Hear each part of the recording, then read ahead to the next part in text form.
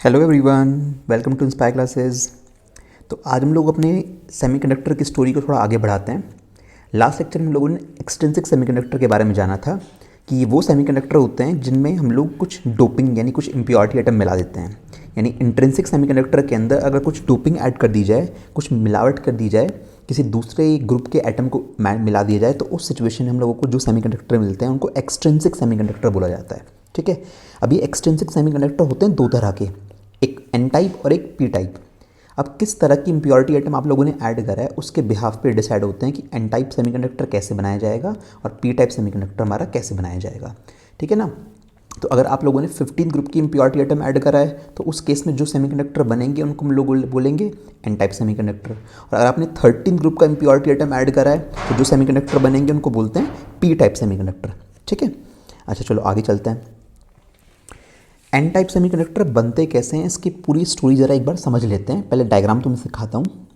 तो देखिए, जैसे ये डायग्राम हमारे पास है, तो यहाँ पे जर्मेनियम के हमने बहुत सारे एटम्स ऐड किए हुए हैं। ये क्रिस्टल स्ट्रक्चर है और ये उसका कॉरस्पॉन्डिंग एनर्जी बैंड डायग्राम है। यहाँ पे जो काम होगा वो काम यहाँ पे किस तरह से शो किया जाएगा आपको सिखा दूंगा अभी। तो यहाँ पे सेंटर में देखो, मैंने आर्सेनिक का एक एटम दिखाया हुआ है। एटम तो बहुत सारे ऐड किए होंगे, पीपीएम में कंसंट्रेशन होती है डोपिंग की। हमने यहाँ पे एक सिंगल एटम दिखाया हुआ है। ठीक है। तो उस एटम को ऐड किया हमने यहाँ पे। देखो हुआ क्या, आर्सेनिक कौन से ग्रुप का है? आर्सेनिक के 15 ग्रुप से। आउटर मोस्ट शेल में कितने इलेक्ट्रॉन लेके आएगा? 5 इलेक्ट्रॉन लेके आएगा। जब ये आउटर मोस्ट शेल में 5 इलेक्ट्रॉन लेके आएगा तो 5 में से 4 इलेक्ट्रॉन्स ने तो चारों तरफ जर्मेनियम के एटम से बॉन्डिंग कर ली। एक इलेक्ट्रॉन यहाँ पे रह गया फ्री स्टेट में। ये फ्री इलेक्ट्रॉन ही कहा जाता है। अभी फिलहाल इससे बंधा हुआ है, अटैच है। जैसे थोड़ी सी एनर्जी देंगे तो ये इलेक्ट्रॉन भागना स्टार्ट कर देगा, क्रिस्टल के अंदर दौड़ना स्टार्ट कर देगा। यानी ये आर्सेनिक के एटम को छोड़ के चला जाएगा। जैसे ही आर्सेनिक के एटम को इलेक्ट्रॉन छोड़ के जाएगा तो आर्सेनिक कैसा हो जाएगा? Positively charge. यानी ये बाहर से जो अपनी इम्प्योरिटी एटम ऐड करा, इसने जैसे ही एक इलेक्ट्रॉन आपकी क्रिस्टल को दिया, डोनेट करा, वैसे ये क्या हो गई? इम्प्योरिटी एटम पॉजिटिवली चार्ज हो गई। इसको बोलेंगे पॉजिटिव इमोबाइल आयन के नाम से। तो सोचिए ज़रा, 10,000 आपने आर्सेनिक के एटम्स ऐड करे। ठीक है। 10,000 आर्सेनिक के एटम ऐड करने की वजह से आपके क्रिस्टल को कितने इलेक्ट्रॉन मिल गए? 10,000 आपके क्रिस्टल को फ्री इलेक्ट्रॉन्स मिल गए। क्योंकि आर्सेनिक का एक एटम कितने फ्री इलेक्ट्रॉन देके जा रहा है? एक फ्री इलेक्ट्रॉन देके जा रहा है। तो अगर 10,000 एटम्स ऐड किए हैं तो कितने फ्री इलेक्ट्रॉन्स आ गए हमारे पास? 10,000 फ्री इलेक्ट्रॉन्स आ गए। अब इसके अलावा सोचिए, रूम टेम्परेचर पे कुछ बॉन्ड भी तो टूटेंगे। तो रूम टेम्परेचर पे कुछ बॉन्ड टूटे होंगे, कोवेलेंट बॉन्ड। मान लीजिए 1000 कोवेलेंट बॉन्ड टूट गए तो उनकी वजह से 1000 इलेक्ट्रॉन्स बने, फ्री इलेक्ट्रॉन्स, और 1000 ही क्या बने? होल्स बने। ठीक है। अब तुम गिन लो ज़रा, 10,000 फ्री इलेक्ट्रॉन तो तुम्हारे कहाँ से आए? डोपिंग से। 1,000 कहाँ से आए? हीट की वजह से, बॉन्ड टूटने की वजह से जो जनरेट हुए। तो कितने हो गए? 11,000 फ्री इलेक्ट्रॉन आपके पास अवेलेबल हो गए। समझ रहे हो? और होल्स कितने रहे आपके पास? सिर्फ और सिर्फ 1000 होल्स रहे। इसलिए नंबर ऑफ फ्री इलेक्ट्रॉन्स की जो काउंटिंग होती है एन टाइप सेमीकंडक्टर में वो ज़्यादा होती है होल्स के कंपैरिजन में। यही बात यहाँ पे लिखी हुई भी है कि इलेक्ट्रॉन की जो कंसंट्रेशन होती है वो होल से बहुत ज़्यादा होती है। अब जो ये बात आपने यहाँ सीखी है, इसको एनर्जी बैंड डायग्राम में देखो कैसे शो करते हैं। भाई, जब तक आर्सेनिक नहीं आया था तब तक वैलेंस बैंड में सारे इलेक्ट्रॉन बैठे हुए थे, कंडक्शन बैंड पूरी तरह खाली था। जैसे आर्सेनिक आया और आर्सेनिक का एक इलेक्ट्रॉन इसने आपको डोनेट करा, क्योंकि ये बॉन्ड तो बना नहीं पाया, तो ये एक इलेक्ट्रॉन जब इसने आपकी क्रिस्टल को डोनेट करा, जैसे ही एक इलेक्ट्रॉन यहाँ से यहाँ जाएगा, तो इस बात को हम लोग बैंड डायग्राम में कैसे शो करेंगे?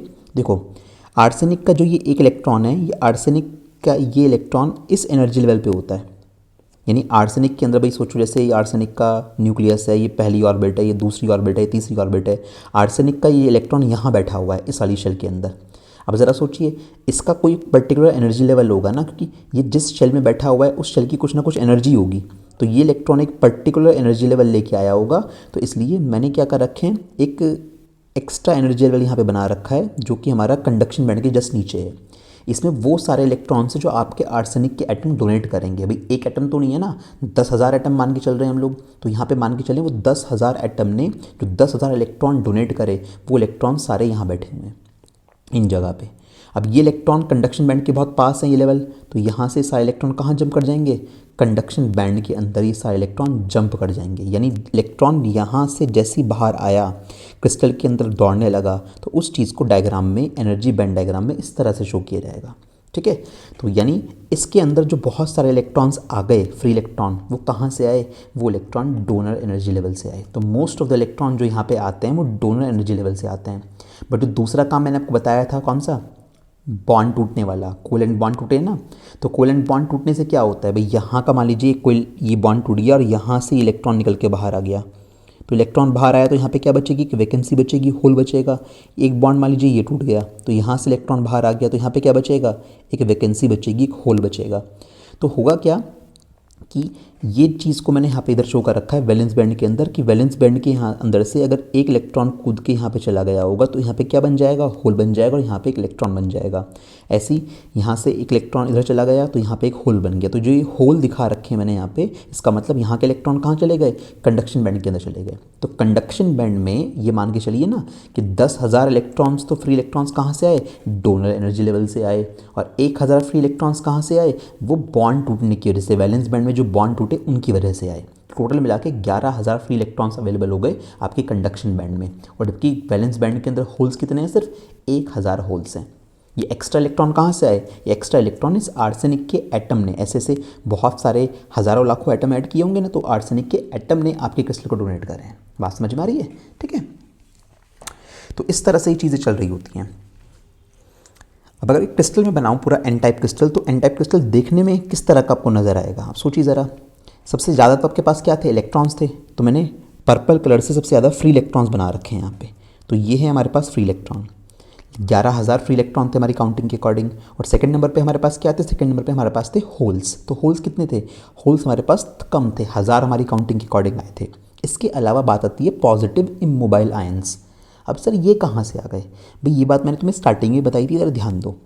आर्सेनिक का ये एटम जब आपने ऐड किया था, ये 5 इलेक्ट्रॉन लेके आया था, उस टाइम तो ये न्यूट्रल था ना। इसने क्या करा, 4 इलेक्ट्रॉनों तो बॉन्डिंग कर ली। अब 5वें इलेक्ट्रॉन की बॉन्डिंग हो नहीं पाई क्योंकि ऑक्टेट पूरा हो गया। तो ये 5वां जो इलेक्ट्रॉन था, ये फ्री इलेक्ट्रॉन की तरह इसने क्रिस्टल को डोनेट कर दिया। अब जैसे ये इलेक्ट्रॉन इसकी ऑर्बिट को छोड़ के जाएगा तो आर्सेनिक कैसा हो जाएगा, पॉजिटिव हो जाएगा। ऐसे कोई आर्सेनिक यहाँ कहीं बैठा होगा, उसने अपना इलेक्ट्रॉन डोनेट कर दिया, वो भी कैसा हो गया, पॉजिटिव हो गया। ऐसे कहीं यहाँ पे बैठा होगा, उसने एक इलेक्ट्रॉन डोनेट कर दिया, वो भी कैसा हो गया, पॉजिटिव हो गया। तो ये पॉजिटिव इमोबाइल आयंस कहाँ से आ रहे हैं, जो इम्प्योरिटी एटम आपने ऐड करे हैं, वो इम्प्योरिटी एटम जब अपना एक्स्ट्रा इलेक्ट्रॉन डोनेट कर देंगे, तो जब कोई एटम अपना इलेक्ट्रॉन किसी को डोनेट कर देता है तो उसके ऊपर कैसा चार्ज आता है, प्लस का चार्ज आता है ना। तो ये वही आर्सेनिक के एटम्स हैं, यानी इम्प्योरिटी एटम्स वाले आयन हैं जो मैंने आपको दिखा रखे हैं। ये इमोबाइल क्यों है, क्योंकि भाई चारों तरफ से तो बंधे हुए हैं ना, ये चल थोड़ी ना सकता है आर्सेनिक का एटम। जब अपना एक इलेक्ट्रॉन डोनेट कर देगा, इलेक्ट्रॉन तो दौड़ सकता है, आर्सेनिक का एटम तो चारों तरफ से बंधा हुआ है ना बॉन्ड में, तो ये तो चल नहीं पाएगा। तो इसका मतलब 3 तरह की चीज़ें होती हैं हमारे एन टाइप क्रिस्टल के अंदर। एक तो होते हैं इलेक्ट्रॉन, काउंटिंग के अकॉर्डिंग हमारे कितने थे, 11,000 फ्री इलेक्ट्रॉन थे, जिसमें से 10,000 तो इम्प्योरिटी एटम से आए थे और 1,000 हमारे बॉन्ड टूटने से आए थे। होल्स कितने थे, 1,000 होल्स थे, ठीक है। इसके अलावा इमोबाइल आयंस कितने होंगे, सोचिए 10,000 इमोबाइल आयंस ही तो होंगे। क्यों भाई, आर्सेनिक के जितने एटम आपने ऐड करे हैं उतने ही तो फ्री इलेक्ट्रॉन बाहर निकलेंगे। आर्सेनिक का एक एटम कितने इलेक्ट्रॉन देके जा रहा है, एक इलेक्ट्रॉन देके जा रहा है, तो उस पर 1 प्लस आ गया। तो कोई दूसरा एटम था, उसने भी 1 इलेक्ट्रॉन दिया, तो उस पर कितना आया, 1 प्लस आया। तो जितने फ्री इलेक्ट्रॉन्स आपके क्रिस्टल को मिले, कितने मिले थे, 10,000 मिले थे ना, तो ये भी तो कितने बनेंगे, ये भी 10,000 बनेंगे काउंटिंग में, ठीक है। अब नेट चार्ज गिन लो, 10,000 तो ये पॉजिटिव वाला हो गया, 1,000 ये भी पॉजिटिव वाला हो गया, और 11,000 कैसा हो गया, नेगेटिव वाला हो गया। देख लो टोटल 10,000 पॉजिटिव, 1,000 पॉजिटिव, तो कितना 11,000 पॉजिटिव और 11,000 नेगेटिव, टोटल चार्ज कितना हो गया, कैंसिल हो गया। तो नेट चार्ज क्रिस्टल के ऊपर हमेशा कितना होता है, 0। नेट चार्ज हमेशा क्रिस्टल के ऊपर कितना होगा, वो हमेशा 0 होगा, याद रखिएगा। पी टाइप का क्रिस्टल हो या एन टाइप का क्रिस्टल हो, टोटल चार्ज क्रिस्टल के ऊपर हमेशा कितना होता है, 0 होता है, ठीक है। तो ये बात आपको क्लियर अंडरस्टैंडिंग होनी चाहिए, आपको अच्छे से ये बात पता होनी चाहिए। अब आते हैं पी टाइप सेमीकंडक्टर के अंदर। अब देखो पी टाइप में क्या होगा, इसको डायग्राम से समझते हैं ज़रा। आ जाइए डायग्राम पे। पी टाइप में हम लोगों ने 13th ग्रुप से बोरॉन की इम्प्योरिटी ऐड कर ली। अब बोरॉन कौन से ग्रुप का है, बोरॉन है सर 13th ग्रुप का। तो कितने इलेक्ट्रॉन लेके आएगा आउटर मोस्ट शेल में, 3 इलेक्ट्रॉन लेके आएगा। इसका इलेक्ट्रॉनिक कॉन्फिगरेशन लिखेंगे तो 3 इलेक्ट्रॉन आएंगे। तो ये रहे वो 3 इलेक्ट्रॉन, इन्होंने बॉन्डिंग कर ली जर्मीनियम के साथ। एक जगह खाली रह गई, इस खाली जगह पे इलेक्ट्रॉन तो नहीं है ना, 3 इलेक्ट्रॉन ही थे इसके पास, तो इस खाली जगह को क्या बोला, होल बोला। अब होल की टेंडेंसी क्या होती है कि ये अपने नेबरहुड से किसी इलेक्ट्रॉन को अट्रैक्ट कर लेता है। तो हुआ क्या, मैंने यहाँ दिखा रखा है कि यहाँ का इलेक्ट्रॉन इस होल ने खींच लिया और वो इलेक्ट्रॉन यहाँ पे आ गया। अब सोचिए ये इलेक्ट्रॉन तो आपके जर्मीनियम का था ना, और ये इलेक्ट्रॉन इस बोरॉन ने आके आपसे चुरा लिया, यहाँ रख लिया। तो बोरॉन पे कैसा चार्ज आ जाएगा, नेगेटिव। भाई जब बोरॉन आया था तब तो न्यूट्रल था। अब इस बोरॉन की इम्प्योरिटी एटम ने एक इलेक्ट्रॉन आपसे रखवा लिया, ले लिया, तो बोरॉन कैसा हो जाएगा, नेगेटिव। यानी यहाँ पे क्रिस्टल में नेगेटिव इमोबाइल आयंस बनेंगे। तो देखो ये इम्प्योरिटी कुछ देख के तो जा नहीं रही, उल्टा इसने आपके क्रिस्टल से एक इलेक्ट्रॉन खींच लिया। अब आपने ऐसे ऐसे मान लीजिए 10,000 बोरॉन के एटम्स मिलाए होंगे, तो 10,000 बोरॉन के एटम्स, एक एटम कितनी वैकेंसी क्रिएट कर रहा है, एक वैकेंसी क्रिएट कर रहा है। तो 10,000 एटम कितनी वैकेंसी क्रिएट करेंगे, 10,000 वैकेंसी, जिन्हें होल्स बोलते हैं। तो 10,000 होल्स क्रिएट होंगे, ठीक है। होल्स पॉजिटिव चार्ज होता है, आपको पता है। इसके अलावा वही थर्मल एनर्जी की वजह से भाई रूम टेम्परेचर पे कुछ बॉन्ड तो अभी भी टूटेंगे, तो वही मान के चल लीजिए कि 1000 बॉन्ड टूटे, तो उसकी वजह से 1000 तो होल्स बने, है ना, और 1000 बने इलेक्ट्रॉन्स, क्योंकि बॉन्ड टूटने से इक्वल नंबर ऑफ इलेक्ट्रॉन और होल बनते हैं। तो 11,000 होल्स हो गए, नहीं हो गए, और 1000 सिर्फ क्या रह गए, फ्री इलेक्ट्रॉन रह गए। तो इसलिए होल्स की काउंटिंग इनमें ज़्यादा होती है पी टाइप सेमीकंडक्टर में। देख रहे हो, नंबर ऑफ होल्स इलेक्ट्रॉन्स की कंपैरिजन में बहुत ज़्यादा होते हैं। क्यों, क्योंकि जो हर एक इम्प्योरिटी एटम एक वैकेंसी क्रिएट कर रहा है ना, एक होल प्रोवाइड करवा के जा रहा है, और वो होल क्या करेगा, आपके इलेक्ट्रॉन को खींच लेगा आपके क्रिस्टल से। इसलिए इसे एक्सेप्ट टाइप की इम्प्योरिटी बोलते हैं, क्योंकि ये जैसी एटम ऐड किया जाता है इम्प्योरिटी एटम, ये आपके जर्मेनियम के यानी मेन क्रिस्टल से एक इलेक्ट्रॉन खींच लेगा। इलेक्ट्रॉन यहाँ आ गया, अब यहाँ वैकेंसी क्रिएट हो गई। हो सकता है इसको भरने के लिए यहाँ से इलेक्ट्रॉन जंप कर जाए, तो यहाँ वैकेंसी क्रिएट हो जाएगी। हो सकता है इसको भरने के लिए यहाँ का इलेक्ट्रॉन जंप कर जाए, यहाँ वैकेंसी क्रिएट हो जाएगी। तो ये लगातार सिलसिला चलता रहता है। अब यही चीज़ यहाँ पे कैसे शो करेंगे, पे देखो आपने जो बोरॉन इम्प्योरिटी एटम्स मिलाए, तो उसका एनर्जी लेवल जो है वो वैलेंस बैंड के जस्ट ऊपर लाई करता है। जब आपने आर्सेनिक मिलाया था तो उसका एनर्जी लेवल कहाँ लाई कर रहा था, उसके इलेक्ट्रॉनों का, वो कंडक्शन बैंड के जस्ट नीचे लाई कर रहा था। ये आपको ध्यान रखना पड़ेगा, क्योंकि हर एटम के अंदर इलेक्ट्रॉन अलग अलग लेवल पे घूमते हैं, तो हर एलिमेंट के एनर्जी लेवल्स की वैल्यू अलग अलग होती है।